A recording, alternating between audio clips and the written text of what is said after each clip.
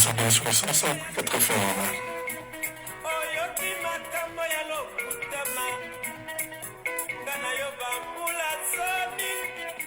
Il est avec nous.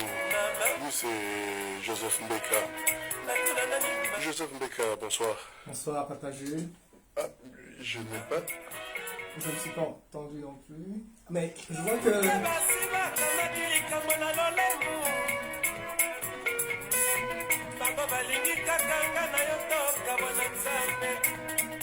Joseph Mbeka, bonsoir. Bonsoir, Papa Jules. Il y a un problème technique. Non, souci.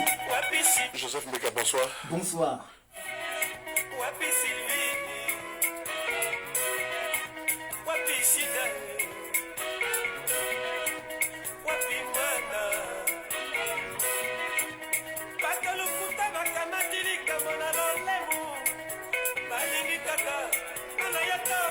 D'abord, comment ça va? Mais ça va relativement bien. D'abord, bonsoir également à tous les auditeurs et toutes les auditrices de Congo Nabisso sur Radio Panique. Ça fait un petit bail, donc voilà.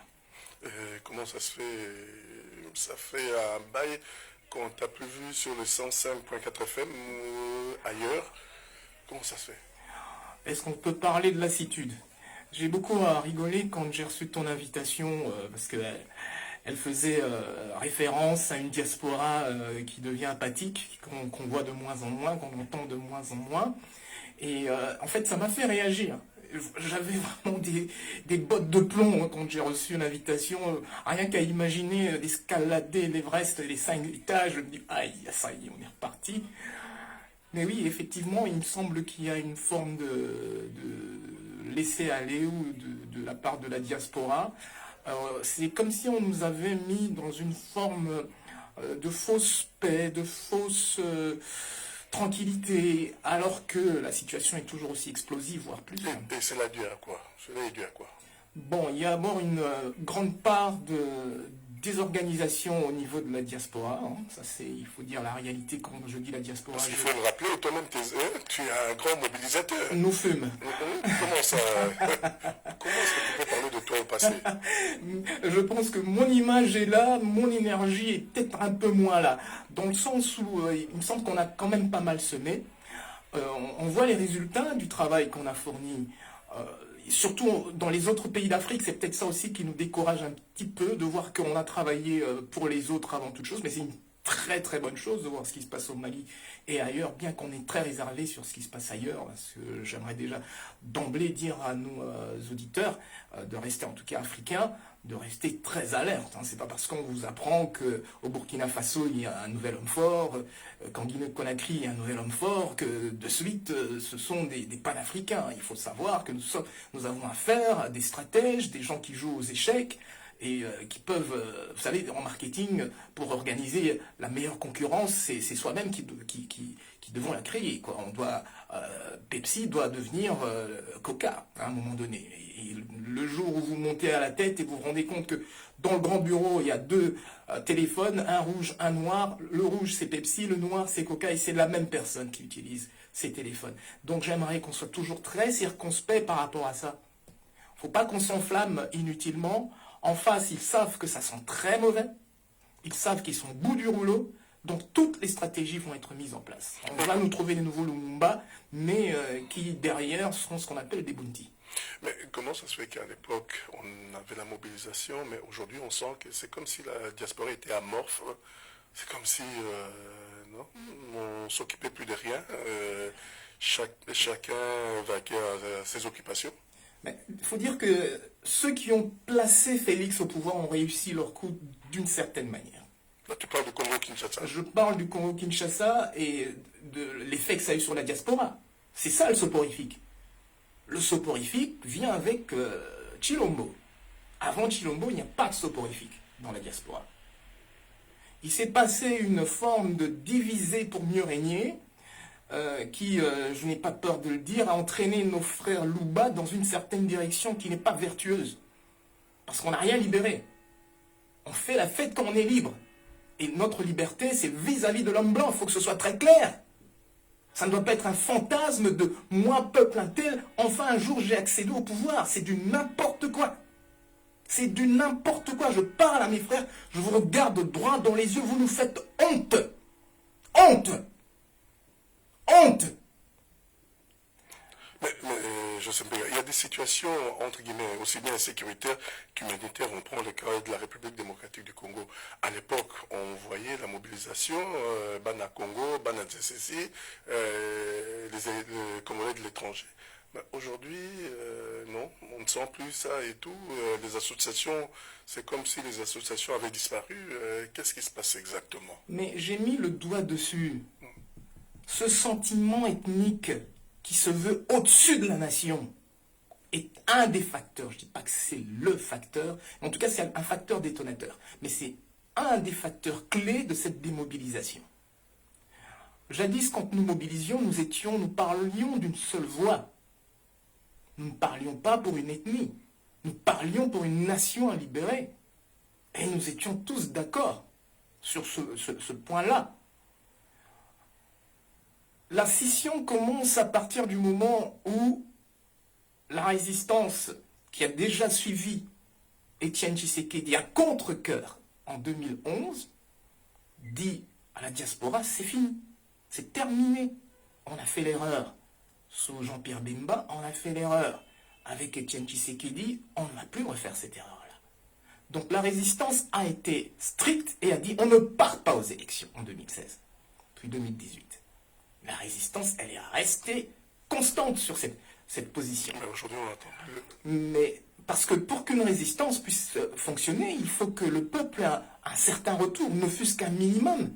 Mais quand vous assistez à une liesse populaire, on a eu l'impression de voir les bacchanales quand le cheval de Troie est arrivé à Troyes. On fait la fête alors qu'on va vous brûler, on va vous incendier. Le peuple s'est enflammé pour des gens qu'ils ont vus à Genneval. Nous avons dit clairement à Genneval, c'est l'homme blanc, excusez-moi de parler aux Belges qui nous entendent, mais ils doivent comprendre que quand je dis l'homme blanc, je parle de leur politique. Parce qu'on a grandi avec les Belges, nous savons que vous êtes braves. Il n'y a pas que Jules César qui l'a dit. Mais nous voyons ce que font vos politiques qui sont là uniquement pour diviser, pour mieux régner, et même nous diviser avec vous. Bon, on vous connaît, donc il n'y a pas de risque en ce qui nous concerne personnellement, mais le danger, il est là. C'est qu'il y a une confusion entre les dirigeants et les peuples. Et quand les peuples ne réagissent pas au malheur d'autrui, ben, là, la confusion est totalement permise, parce qu'il s'agit d'humanité. Excuse-moi de faire une parenthèse, mais rappelle-toi, et j'aimerais dire ça à nos auditeurs, l'année dernière, on a rattrapé une sténo allemande qui avait 18 ans en 1945. Elle était juste sténo dans le régime nazi. En 2021, elle a 96 ans. Hein.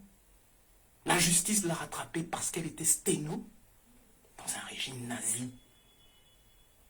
J'aimerais qu'on pèse ça. Il y a imprescriptibilité de crimes contre l'humanité. Or, notre pays ne fait que subir cela. Est-ce qu'on peut dire que c'est l'environnement qui a changé, c'est le climat qui a changé? Qu'est-ce qui a changé? Mais ce qui a changé, c'est d'abord de prendre conscience pleinement que nous allons aboutir. Que les crimes qui sont commis contre nous, il ne faut pas l'oublier, parce qu'on parle du Congolais qui on lui fait mal aujourd'hui, demain il a dû oublier, sont imprescriptibles. Patrice Lumumba aura sa justice. Les mains coupées auront leur justice. Les pillages de nos minerais auront leur justice. Ça doit être clair, comme de l'eau de roche. Quand des personnes commencent à manipuler ou à instrumentaliser ce qu'on appelait le combat, ce qu'on appelle toujours le combat. Demain, hier par exemple, entre guillemets, on enterre Tshisekedi, c'est-à-dire on enterre ses valeurs et ses compromissions qui ne le ressemblent absolument pas. On sait aujourd'hui que le vieux était totalement manipulé, il était en fin de vie, entre guillemets. Mais pour justement mettre le holà, la résistance a dit non, ce que vous faites là, ce n'est pas nous, ce n'est pas ce qu'on connaît du vieux. Le vieux, c'est quelqu'un à qui les Blancs ont dit non, tu as gagné, mais tu ne vas pas régner parce que tu n'es pas prêt à composer avec nous. Et subitement, comme ça, il se met à composer. Subitement, comme ça. Donc, quand des personnes ont fait le calcul du pouvoir pour le pouvoir, c'est à partir de ce moment-là que rentre la scission. Il est clair et il est évident que nous devons être plus forts que les petites envies, les démagogies de pouvoir que certains habillent de leur imaginaire, on aurait dû, c'est facile à dire, on aurait dû, mais ça veut dire qu'en 60, Mobutu n'aurait pas fait son premier coup d'État, ça veut dire qu'en 65, il ne l'aurait pas fait non plus. Donc c'est très facile à dire on aurait dû, mais les leçons du passé doivent nous servir. On ne peut pas toujours retomber dans les mêmes écueils. Quand des individus chosifient le Congo pour jouir d'un fantasme à tout prix, parce qu'ils savent pertinemment bien qu'ils n'ont pas la carrure, qu'ils n'ont pas les épaules, qu'ils n'ont pas le savoir, qu'ils n'ont pas les compétences pour diriger ce pays. Et qu'ils font le calcul, moi j'ai un nom. Ce nom peut peut-être m'aider. Même si je vais l'avilir, même si je vais le vilipender. Ce sont les 30 deniers de Judas, point barre. Nous souffrons de cela. C'est le seul traumatisme qui nous a frappés, c'est la trahison. Mais comment ça se fait que ici, c'est comme si Joseph Mbeki a été, comment on appelle ça, avait reçu un coup, était KO. Non, on n'est pas KO. Ah si, parce qu'à l'époque, tu m'aurais téléphoné 250 fois, mais aujourd'hui, non. Oui, bon, il y avait vraiment le feu à l'époque. À l'époque, on a failli perdre notre pays. C'est plus la même urgence. On a failli, à l'époque, oui, c'est pas ça, c'est vraiment des feux follets. À l'époque, ce sont des feux follets. À l'époque, nous avions le risque certain et clair de balkanisation. Ce risque n'existe plus. Ce que vous voyez là, ce sont des barreaux d'honneur. Pour que le Rwanda soit ouvertement accusé d'attaquer le Congo, c'est qu'on a franchi un cap. Plus jamais le Congo devra se justifier par rapport à quoi que ce soit vis-à-vis du Rwanda. C'est fini. Ce cap-là, il est important, il est franchi. À telle enseigne qu'aujourd'hui, c'est le bon peuple belge, le brave, qui enfin, conscientisé par notre travail, le travail de toute la diaspora, de tous les combattants, de tous les résistants et de tout citoyen congolais qui se respecte. Mais on dirait que ce travail est en train de disparaître. Non, mais non, pas du tout. On ne sent plus se révéler là. Non, attendez. Oui. J'aime rappeler aux gens que ceux qui ont fait stopper les folies meurtrières de Léopold II ne sont pas des Congolais. C'est ni toi, ni moi, ni nos ancêtres. C'est un Britannique, Edmund Denis Morel, dans son bureau à Liverpool ou au port à Londres, je ne sais plus où, qui a pris conscience de quelque chose. Et qui se lève et qui crée les premiers périodiques. C'est un blanc qui a la conscience humaniste. C'est tout. Nous travaillons également pour cela, pour réveiller les consciences. Dernièrement, vous avez vu, on m'a envoyé, pas plus tard qu'hier, des images d'une intervention sur la RTBF, quand je ne sais plus quel journaliste voulait se féliciter du fait que le Rwanda allait accueillir, enfin bref, on parlait du Rwanda qui allait accueillir la Coupe du Monde du cyclisme, mais un brave citoyen, même politique, bien sur lui, a dit, attendez, mais est-ce qu'on doit se réjouir de cela? Est-ce que le Rwanda est vraiment un exemple? Est-ce qu'il n'y a pas de problème de droits de l'homme là-bas? Est-ce qu'il n'attaque pas le Congo? Est-ce que le Rwanda n'exporte pas du coltan alors qu'il n'en produit pas? Il est le premier exportateur du monde. C'est un blanc qui parle. C'est plus nous. Le travail est fait. Nous, on aimerait voir tout de suite, bien sûr, comme tout le monde, on aimerait voir de notre vivant le retour à la terre promise. On ne le vivra peut-être pas, et peut-être qu'on le vivra. C'est pas ça le problème. Le problème, c'est qu'on a semé correctement. Et qu'aujourd'hui, ça n'avance peut-être pas aussi vite qu'on le souhaiterait. Mais moi, je regarde du point de l'observateur. Je sais que nous avons donné l'impulsion, et une impulsion formidable, il faut le dire. Tout le monde a mouillé sa chemise à un moment donné. Ça veut dire qu'aujourd'hui, je peux dire que Joseph Mbeki, c'est fini, il ne va plus mobiliser.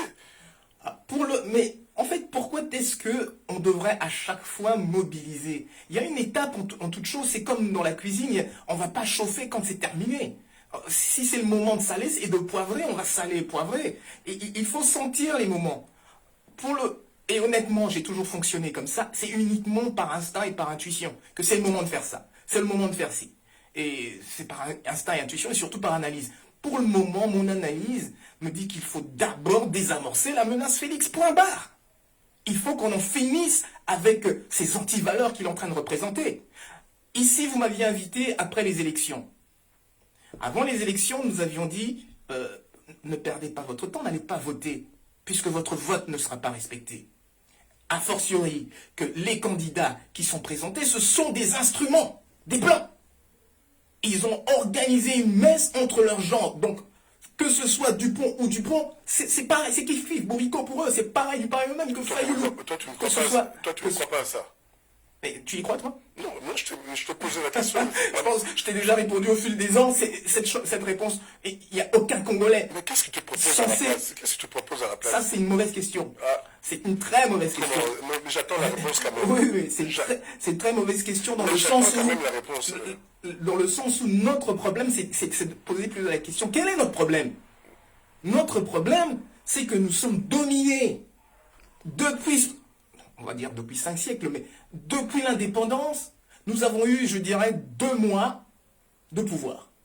Les 2 mois de Lumumba, point barre. Il faut en être conscient qu'à partir du moment où les Belges et les Américains neutralisent Lumumba, on est retombé dans les travers. C'est ça le problème à résoudre. Pour toi, les personnes qui sont là ne représentent pas le Congo? Si je te suis bien. Non seulement tu me suis bien, mais tu me taquines là. Non, je ne taquine pas, je pose une question. Donc, est-ce qu'il y a un Congolais aujourd'hui, sain de corps et d'esprit, qui peut dire que Félix le représente, que Fayou le représente, que Jean-Pierre Bemba le représente? Est-ce qu'il existe ce Congolais, sain de corps et d'esprit, pour nous faire une telle déclaration? Mais ils ont des soutiens pour ça. Bien sûr, partout où il y a des mangeoires, il y a des soutiens. On appelle ça des flateurs. Ce sont des flatteurs. Il y aura toujours des soutiens. Même Satan a des soutiens. Donc c'est pas ça qui doit nous étonner. Mais toi, qu'est-ce que tu proposes à la place? Nous avons un travail à faire. C'est comme si tu demandais à Gandhi ou même à l'Ayatollah Khomeini, qu'est-ce que tu proposes? Mais non, il y a un travail à faire. Il y a un travail de conscientisation jusqu'à ce que la sauce prenne.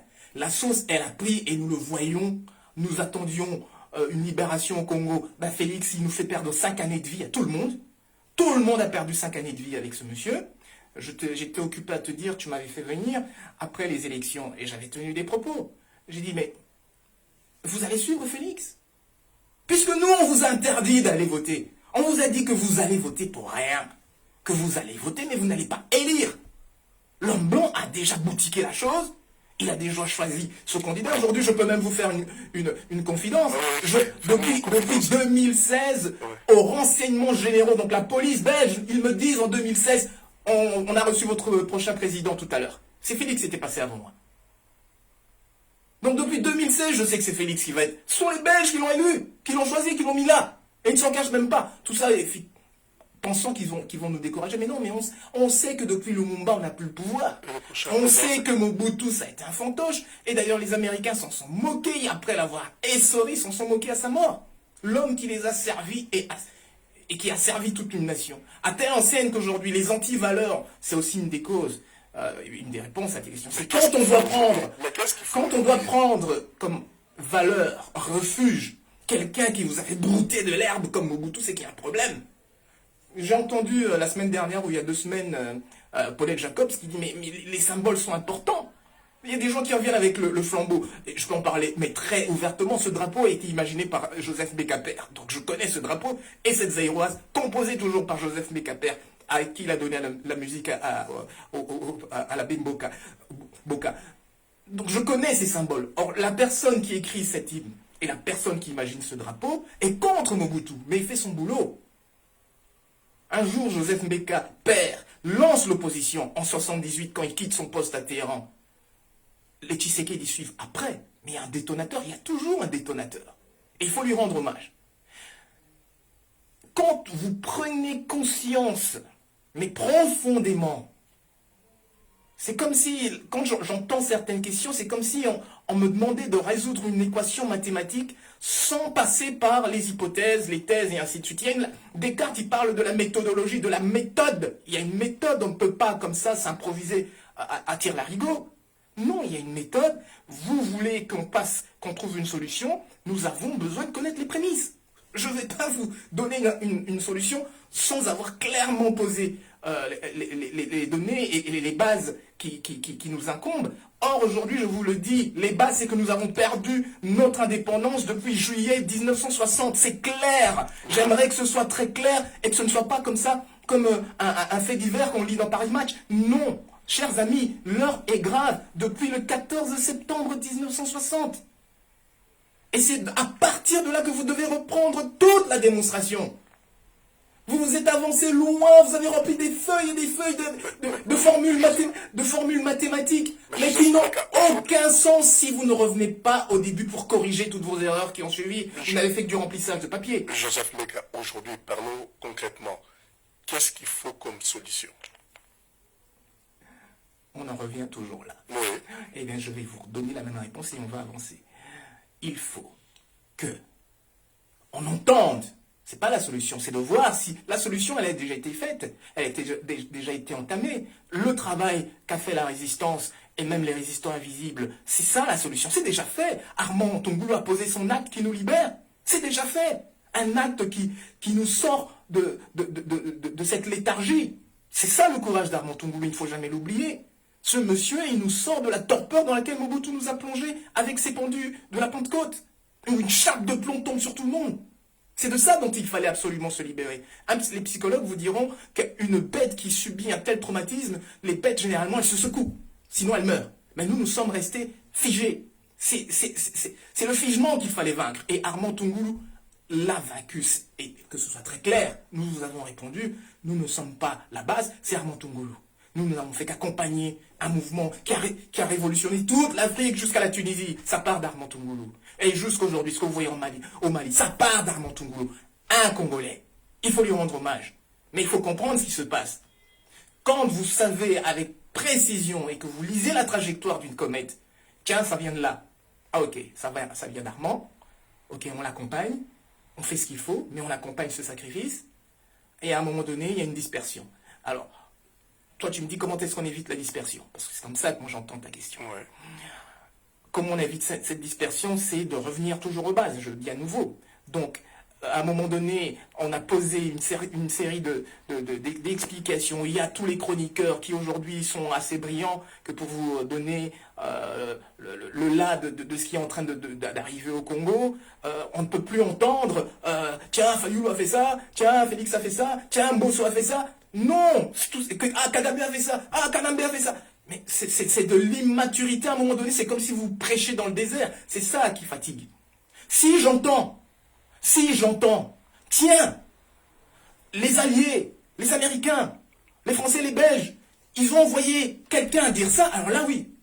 Là, on va se remobiliser, dire tiens, ils ont compris quelque chose, on est prêt à reprendre du service, entre guillemets. Service qui n'a jamais été interrompu, mais simplement pour le moment, on ne reçoit pas le signal que nous avons, comme on dit, hein, je suis un général sans armée, entre guillemets. On ne reçoit pas le signal de retour, comme toi à la radio. Il faut un retour. J'ai pas le retour. Nous n'avons pas le retour. Nous voyons des gens qui s'agitent toujours, qui réagissent au premier stimulus. Mais certains vont dire encore, Joseph Mbeka est encore en train de philosopher au lieu de parler concrètement. Non. Ouais. On a toujours été concret, sinon on n'aurait pas de résultat. On a toujours été concret. Je dis de nouveau, clairement, quand vous recevez une baffe, si le voisin a envoyé son fils vous donner une baffe, j'aimerais que vous sachiez que c'est le voisin qui a envoyé son fils et que ce n'est pas son fils qui vous donne une baffe. C'est tout ce que je dis, c'est clair. Et quand vous allez vous fâcher, si vous ne vous fâchez que sur le fils, il y a un souci. Et c'est ça que le Congolais donne comme spectacle depuis une dizaine d'années. Et ça, c'est fatigant. Hein, c'est là où je vous dis, mais on prêche dans le désert ou quoi? Le jour où vous remettez de nouveau ce paradigme, tiens, en septembre 60, on nous a joué un sale tour. En novembre 65, on nous a joué un sale tour.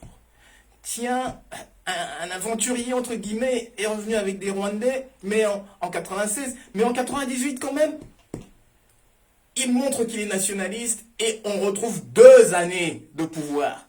Donc l'histoire du Congo aujourd'hui se limite à 2 mois et quelques jours d'indépendance en 60 et 2 années avec le MC. C'est tout. C'est tout ce qu'on a. Ça, c'est concret. Mais quelqu'un de l'extérieur dira que c'est les Congolais qui sont au pouvoir, qui ont les manettes. quelqu'un de l'extérieur aime beaucoup le magicien d'Oz. Il ne faut pas se fier aux apparences. Comment ça? Je crois que vous connaissez le magicien d'Oz, il terrifie tout le monde, mais un jour on tire le rideau, on voit que c'est un petit vieux qui n'a rien dans le slip, excusez-moi. Voilà la réalité. Il y a des manipulateurs, le Congo, on le manipule parce qu'il représente un coffre-fort extraordinaire, et ça fait perdre la raison à beaucoup de gens. L'Occident a perdu son âme sur l'autel des richesses congolaises, ça je ne cesse de le répéter. Mais nous, Congolais, nous devons parfaitement intégrer cette donnée, et j'ai le sentiment que c'est ça qui ne va pas. J'entends mes frères résistants et tout, j'entends beaucoup trop de distractions. J'entends trop de distractions, j'ai dit, mais tout ça on a déjà dit, on a déjà franchi ces étapes. Il est temps qu'on arrive à autre chose. C'est comme si on faisait éternellement sa seconde année. Mais non, non, non, les amis, il est temps qu'on arrive en réto. Hein. C'est bon, tout ça c'est fait, c'est bien balisé, il est temps qu'on avance. Et pour avancer, c'est cette conscience que les Maliens ont, que beaucoup de peuples d'Afrique de l'Ouest ont, et nous aurions dû être les premiers, mais eux, vis-à-vis de la France, c'est clair et net. Aujourd'hui, tous les intellectuels français vous diront qu'on est vomis en Afrique, et c'est ça qui doit être clair. Eux, nos frères de l'Afrique de l'Ouest, ils en ont tellement bavé, ils ont fini par comprendre le mécanisme, et dire, ok, terminé. C'est terminé. La France, elle peut faire des entrées triomphales à Yaoundé. C'était terminé. C'est fini. Donc, au niveau de la diaspora congolaise, c'est un problème d'organisation? C'est un problème de motivation? C'est plus que ça. C'est d'abord le Congolais en lui-même qui a besoin de retrouver une forme d'humilité. C'est le problème qu'on a, c'est tout le monde se voit Mobutu. C'est un problème psychologique terrible. Le Congolais, et Félix vient de le renforcer. Quelqu'un qui n'a aucune compétence, aucune formation, aucun diplôme, veut vivre les honneurs d'un diplômé. C'est ce qu'on a donné à Mobutu, et on a vu le résultat. C'est ça qui doit cesser. Donc tant qu'on va nourrir, et notre ennemi l'a compris, c'est ça qui doit nourrir. Il doit nourrir le Chancellor Obama, hein, les gains le gain facile. On doit d'abord donc revenir à l'humilité. Et cette humilité, on la verra également si dans nos familles ça va mieux. Pour te répondre clairement, ça commence dans nos familles qui sont totalement désarticulées en ce moment. Je pense qu'il n'y a qu'une famille qui est sereine en ce moment. J'en connais très peu. Ça doit exister encore, mais je pense qu'on ira les visiter dans un musée. Mais il y a un problème chez les Congolais. Au niveau même de leurs racines. Il faut revisiter la famille. Donc pour toi, le problème se situe au niveau de la cellule de base qui est la famille. Cellule de base où le respect doit revenir. Ce respect est totalement disparate et réduit en peau de chagrin. Quand je dis le respect, c'est pas la dictature. Je parle du respect que nos ancêtres nous ont inculqué. Même le ya a disparu. Et vous vous rendez compte que quand vous voyez des drames dans certaines familles, que tiens, s'ils avaient juste dit ya, le gars aurait quand même eu quelques barrières avant de franchir des écarts de langage. Ne fût-ce que ça. Donc, c'est se réconcilier avec soi-même. Il y a un Congolais, notre frère résistant, Zoro Bilel, qui a sorti un ouvrage que je n'ai pas encore eu l'occasion de lire, mais il utilise ce terme bantoukratie. C'est un néologisme créé par moi-même. Votre serviteur. C'est un néologisme que j'ai mis en place pour expliquer la problématique qui nous est propre. C'est-à-dire revenir à ce que j'appelais l'efficacitocratie, encore un néologisme. En clair, l'homme qu'il faut à la place qu'il faut. Mais cela, on n'y arrive que quand nous retrouvons nos structures, quand nous retrouvons notre respect endémique. En clair, quand le chef du village est le chef du village et non pas quelqu'un qui s'est enrichi et qui vole la casserole du chef du village. Pour le moment, on en est là. Il faut remettre... Ce sont des valeurs antérieures Non, ce sont des valeurs qui ont fait leur preuve sur des millénaires. Et aujourd'hui, on veut réinventer la poudre. Et on voit ce que ça donne. Il faut absolument que le Congolais se ressaisisse dans ses valeurs. Nous, nos enfants, on les éduque avec le bâton. Ici en Europe, ça va être difficile. Mais en Afrique, En Afrique, entre guillemets, je ne dis pas qu'il faut battre les enfants. Non, non, non, c'est pas ça le message. Mais c'est l'image que je donne. Nous avons notre culture et nous savons pourquoi on en est là. Aujourd'hui, vous voyez, l'Europe a choisi une autre direction. Mais même en France, il y a des levées de boucliers, ils se rendent compte que ça ne marche pas. Alors, tôt ou tard, l'enfant, il reçoit une torgnole. Parce que ça va beaucoup plus vite. Et là, entre guillemets, attendez, un instant, je termine. Est-ce que ça reste pas un mirage par rapport à ça? À chaque fois, ah oui, de notre temps, à l'époque, c'était... Est-ce que ça reste pas un mirage? Non, au contraire, au contraire. Vous savez, quand vous regardez l'histoire de l'Église, il y a eu beaucoup d'erreurs, beaucoup d'errements. Et à chaque fois, elle a changé. Et à chaque fois qu'elle a changé, c'est quand elle revenait à ses bases, elle a pu de nouveau refédérer. C'est tout ce que je suis en train de dire. Nous devons revenir à nos bases. Ce qui n'a pas fonctionné avec nos ancêtres, on peut l'améliorer. Mais ce qui a fonctionné, pour reprendre les termes du roi Baudouin, mais si vous n'êtes pas sûr de faire mieux, ne changez rien. Ce qui a fonctionné, mais pourquoi on veut réinventer la poudre? Peut-être que demain on fera mieux, mais en attendant, on sait que ça a marché. Mais les gens jouent aux apprentis sorciers. Donc je parlais d'un problème d'humilité, et nous l'avons subi dans notre chair. J'ai vu des gens qui, pendant que les télévisions, excusez-moi, m'interviewaient, venaient me bousculer pour être devant la caméra. Et quel spectacle on offre. Donc vous voyez, le problème, il est aussi là. Il est aussi bête que ça. Le Congolais, là, il a un petit défaut, qui n'est pas grand-chose, mais qui bousille tout le tableau. Il suffit juste de faire ce réglage. Et je pense qu'on est prêt à beaucoup de choses. Mais ce réglage doit être fait, ce retour du respect, il doit être fait. Joseph Mbekassi, je te suis bien, toi tu n'es pas partisan pour les élections de 2023. À nouveau, quel est ce Congolais sain de corps et d'esprit qui peut encore même utiliser ce terme? C'est s'insulter soi-même. C'est montrer au monde entier à quel point, excusez-moi, je vais dire tu, mais ça ne s'adresse pas à toi. C'est dire au monde regarde à quel point je suis bête, hein, t'as vu? Je peux encore te prouver que je suis encore plus con. Je peux te le prouver. Ça, c'est ce que le Congolais, chaque fois qu'il sort le mot élection, c'est croire qu'il est envoûté, qu'il est possédé. Toi, aux élections, tu ne crois pas. Si je te suis bien, tu ne crois pas aux élections.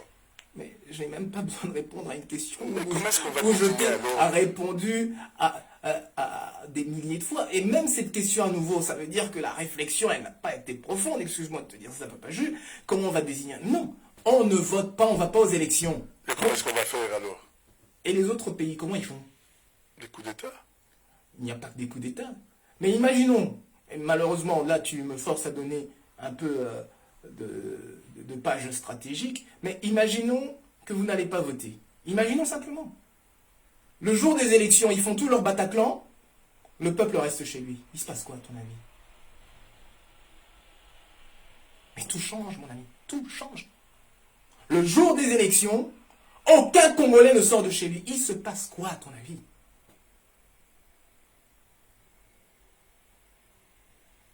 Il y aura quand même certains qui vont sortir. S'ils ne sont, comme on dit, qu'une peau de chagrin, je te le dis à nouveau, il se passe quoi? C'est tout ce qu'on est en train de dire. C'est arrêter de se moquer de gens comme Gandhi. Moi, nous, on s'est moqué. Nous, qu'est-ce que vous croyez avec vos marches? Ben, nos marches, elles ont fait bouger toute l'Afrique maintenant. Nos petites marches, là. C'est comme si Gandhi, c'était un illuminé. C'est comme si Martin Luther King était un illuminé. Ben, tiens, il croit qu'il va renverser l'Amérique avec des marches. Non, on s'aime. On s'aime. Le jour où le peuple reste chez lui, d'abord, il montre qu'il obéit à une autre autorité. La résistance dit, tu restes chez toi, tu ne bouges pas de chez toi. De Gaulle te dit, tu restes chez toi, tu ne bouges pas de chez toi. Churchill te dit, tu restes chez toi, tu ne bouges pas de chez toi. C'est ça dont je suis en train de parler, le respect. Donc il faut un leader pour ça. Le respect.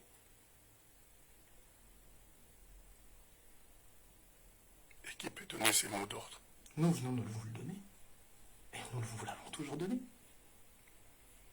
Le respect. Le Congolais doit redevenir respectueux.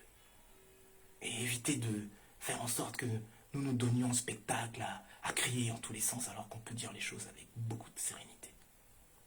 le respect. Vous savez qui est qui. Ça a pris du temps, mais vous savez qui est qui. Vous savez ceux qui n'ont pas bougé d'un iota, vous savez ceux qui ont joué les girouettes.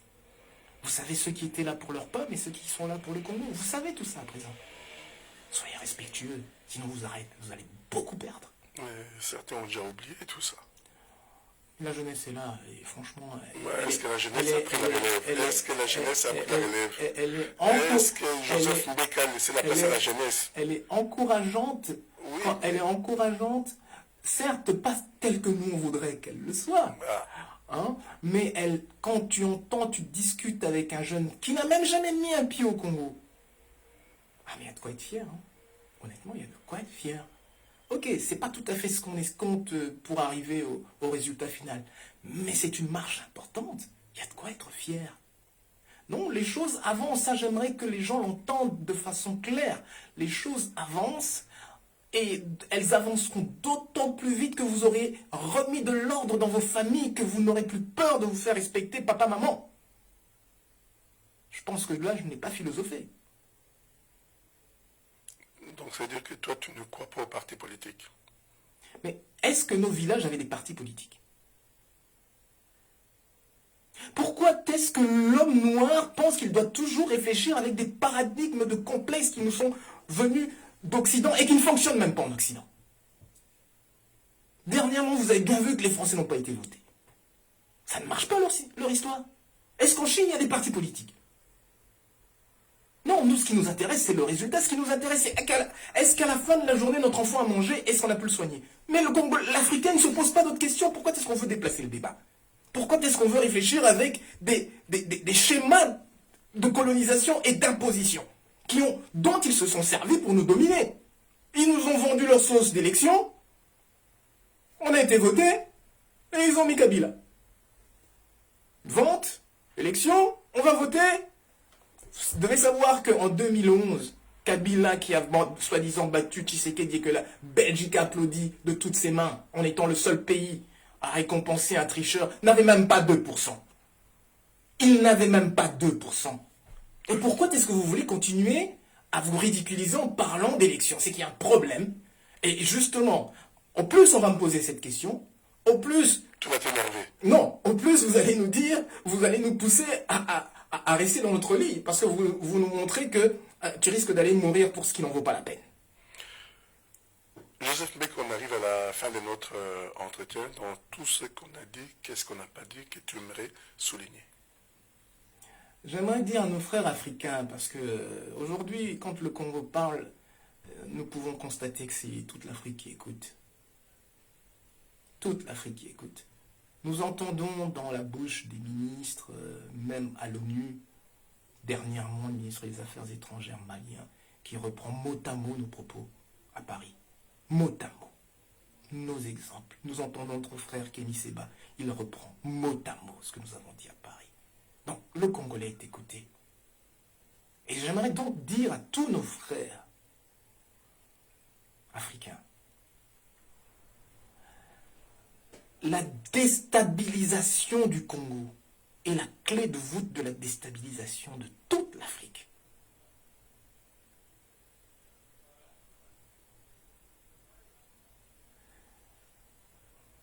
Si nous prenons bien la mesure de cette information, comme on dit, on jettera notre filet du bon côté de la barque.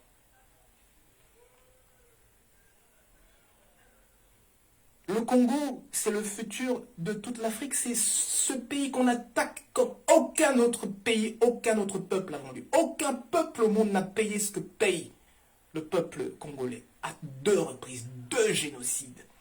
Plus de 20 millions de morts pour le premier génocide, parce que jusqu'à aujourd'hui, on ne nous a pas prouvé qu'il y avait moins de 40 millions de Congolais sous Léopold II, qu'il y avait moins de 80 millions de Congolais sous le... Oh non, on nous dit la moitié, mais la moitié de quoi? Alors un jour, on nous lâche un chiffre comme ça, 10 millions. Mais attends, c'est qui nous lâche ce chiffre? C'est ça que je veux, cette intelligence-là. Qui te lâche ce chiffre et pourquoi tu l'acceptes? Il te dit donc, dans un pays aussi vaste, un espace aussi vaste, vous n'étiez donc que 20 millions. Aujourd'hui, on voit que quand on ne nous tue plus, on est facilement 80 millions. Et malgré qu'on nous tue encore, on est encore 80 millions. Mais à combien étions-nous donc? avant que l'homme blanc n'arrive au Congo. Donc on vient de subir une perte colossale humaine. Le génocide le plus terrible de l'histoire de l'humanité. Sous Léopold II. On est en train de subir à nouveau un génocide exceptionnel, extraordinaire, directement orchestré par les États-Unis, la Belgique, la France, Israël et ainsi de suite, tous ces vampires qui ponctionnent nos matières premières et qui ne veulent pas en payer le juste prix. Ce qu'il y a derrière, c'est juste le mépris de l'homme noir. C'est rien d'autre, il n'y a pas d'autre critère. Ils n'ont choisi aucun autre critère, sinon celui de la couleur, qui est juste une coquetterie de la nature. Et vous le savez aujourd'hui, c'est une question de vitamine D.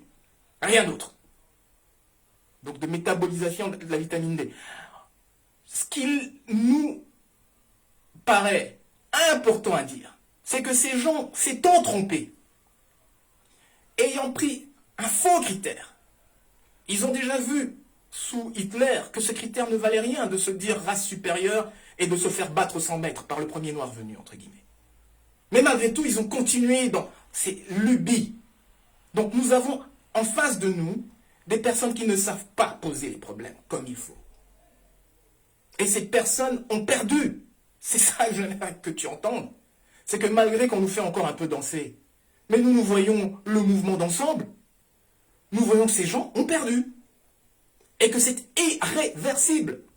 Je vous ai parlé de la sténo allemande qui paye plus de 60 ans après son crime. Et ça sera pareil pour nos amis.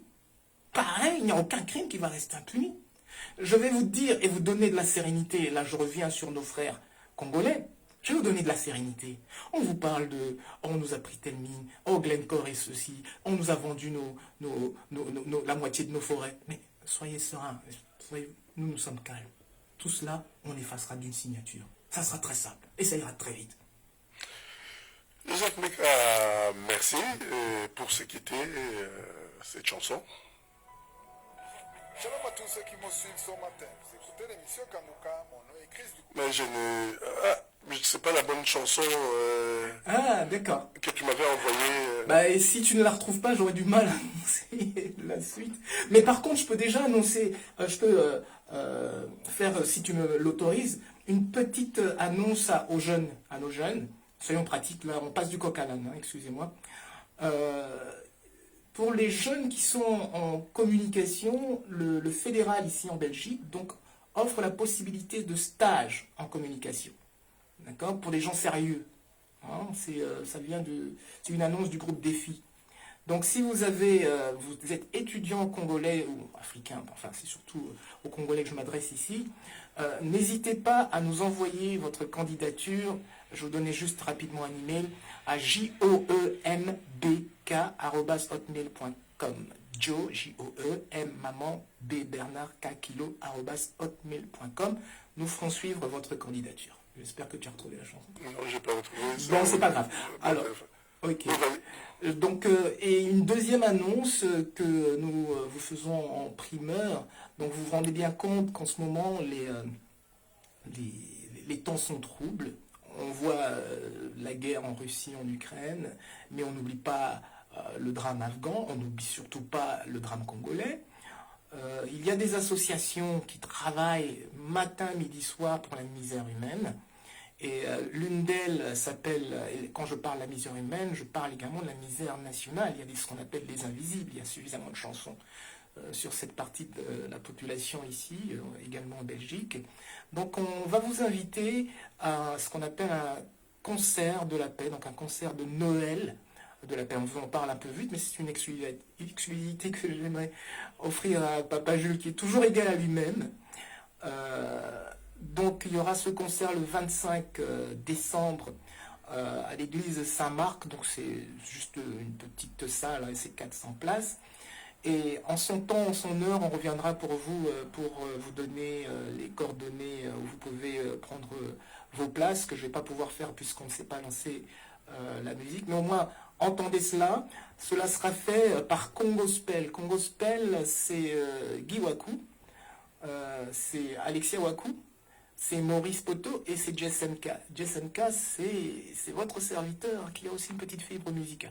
Enfin bref, donc vous aurez cette possibilité-là d'avoir un concert de la paix et les dons seront partagés entre diverses associations et on espère qu'une partie ira également pour nos femmes violées. Et comme vous le savez, le Congo est la capitale du viol au monde.